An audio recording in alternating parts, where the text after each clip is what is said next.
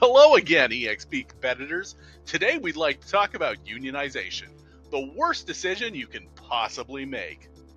We're aware that some EXP inmates have been unhappy with their conditions, and the ever-present threat of death provided by our unique, performance-enhancing structure resulted in some grumbling in the dorms. But don't worry, you have been seen and heard. We've taken great strides to improve conditions in our secure housing facility, extending water availability by a full hour every week, and our monthly frozen pizza parties, one piece per wrestler, have been a huge hit.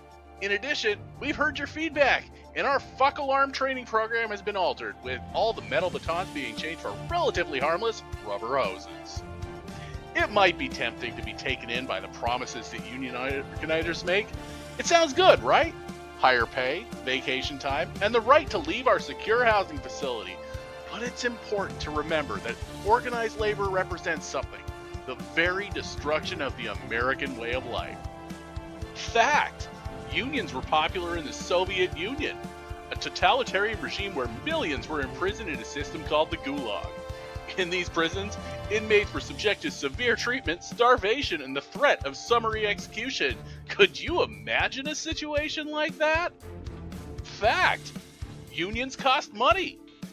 You'll have a Bolshevik in your pocket. Imagine having to give a tenth of your weekly bagel to some fat cat. Beyond belief. Fact. Unions rob hard-working job creators of the profits they richly deserve. These noble individuals have leveraged family connections and inheritance into juggernauts of industry.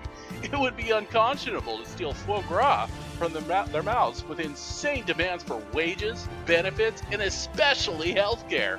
If you didn't want to be poor, maybe you should have been born rich. Finally, EXP is a family. Sometimes we have our disagreements, and sometimes we kill the weakest member. This is natural among many species of rodents, and it's natural for people too. Bringing a faceless entity like a union into this family would upset the natural balance.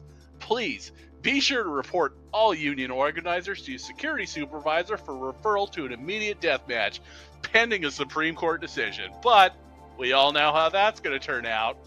This message has been brought to you by the IZWF and the Pennsylvania Republican Party.